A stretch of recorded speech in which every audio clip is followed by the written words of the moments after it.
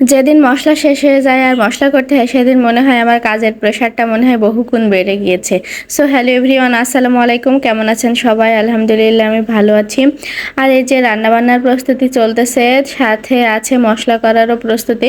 রসুন শেষ হয়ে গিয়েছিল, সেটা বেছে নিলাম। আর এই দেশি ছোট ছোট রসুনগুলো ছুলতে এত বেশি সময় লাগে, আর আমার খালা তো একদমই ছুলে দেয় না, এটা আমাকেই করতে হয় এই কাজটা। ওনার একটু প্রবলেম আছে, হাতে সমস্যা, তো এই কারণে আমাকেই করতে হয়।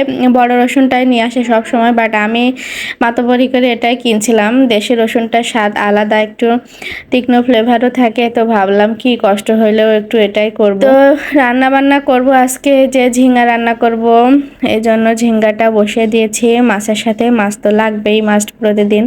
আর আজকে সজিনা দিয়ে ডাল রান্না করব। হাতে মেখে করি নাই, মানে চামচ দিয়েই মেখে নিলাম আর কি। ডালটা আমি বসিয়ে দিলাম সাইডে, আর এদিকে আমার ঝিঙ্গাটা হতে থাক। দুই চুলাই রান্না চড়িয়েছি, তা না হলে তো দেরি হয়ে যায়। প্রতিদিনই আমি এই কাজটাই করি, 3টা চুলায় আমার রান্না হয়। তো ঝিঙ্গাটা রান্না করেছি, কিন্তু আমি পানি দিই নাই প্রথম থেকেই। লাস্টের দিকে একটুখানি পানি দিলাম, হালকা একটু ঝোলের জন্য আর কি। আর এই যে ডালটা আমার প্রায় সিদ্ধ হয়ে গিয়েছে। এই ডালটা এরকম পর্যায়ে আসে, একটু হলুদ দিলাম। এর আগে কিন্তু হলুদ দিই নাই, তারপরে দিয়ে দিলাম এই ডাটার ভেতরের বিচিগুলো কিন্তু আমি ফেলে দিয়েছি। এখন এই সজনাগুলো কিন্তু অনেক বেশি মোটা, অতটা স্বাদ লাগতেছে না, তো এই কারণে আর কি। সাথে দেখেন পাশের চুলায় ভাতও বসিয়ে দিয়েছি, মানে 3টা চুলায় রান্না হচ্ছে আমার আজকে। আর ঝিঙ্গাটা আমার এই যে রান্না প্রায় শেষ হয়ে গিয়েছে। এখন ঝোলটা এই পর্যায়ে আমি নামিয়ে নিব। আর মশলাটা যে করেছিলাম রান্না করতে করতে কিন্তু আমি মশলাটাও বেটে নিয়েছি। এভাবেই কিন্তু প্রতিদিনই রান্না করতে হয়, মানে এত তাড়াহুড়া করতে হয় সব কিছু। আর রসুনটা ছিলতে আমার এত টাইম লাগছে আজকে। তো ডালটা আমি বাগার দিয়ে নিব। এই ডালটা এভাবে রান্না করলে কিন্তু বেশ মজা লাগে, একটু ঘন ঘন। যারা খাননি তারা কিন্তু রান্না করে দেখতে পারেন। এখন কিন্তু সজিনা সিজন শেষ, তো এই কারণে ভাবলাম লাস্ট আর পাওয়া যাবে না, আজকেই শেষ, খেয়েই রাখি দেখি। তো যাই হোক, আমি আজকে একটা স্পেশাল রান্না করব, মানে ভুড়ি। এই ভুড়ি রান্নাটা আমাদের সবারই খুব পছন্দ, মানে আমার হাজব্যান্ডের তো বেশি পছন্দ।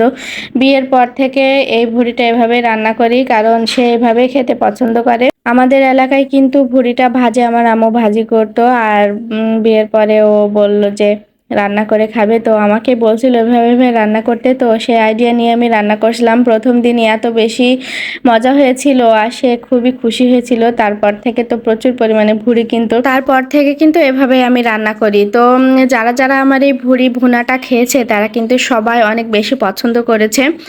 আর আমার আত্মীয় স্বজন যারা খাইছে তারা কিন্তু এখনো বলে। তো এই কারণে আমি একটু দেখানোর চেষ্টা করছিলাম সবাইকে।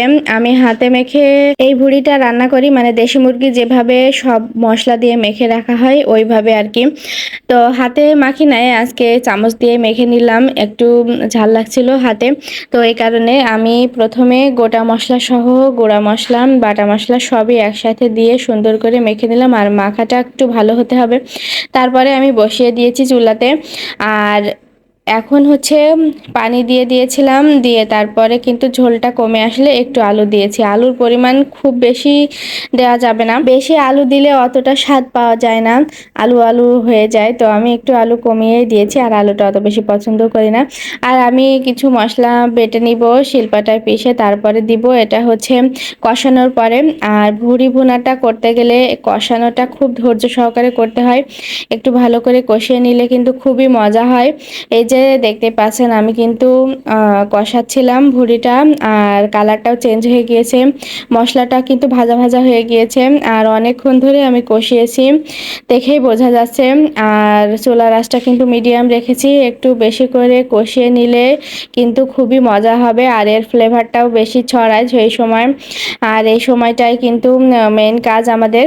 তো যাই হোক, আমি ভুড়িটা খুব ভালো করে কষিয়ে নিয়েছি, একটু পোড়া পোড়া টাইপের হয়েছে মশলাটা। এই সময় পানি দিয়ে দিলাম। খুব বেশি পানি আর লাগবে না, কারণ আমি প্রথমেই একটু বেশি করে পানি দিয়ে সিদ্ধ করে নিয়েছি।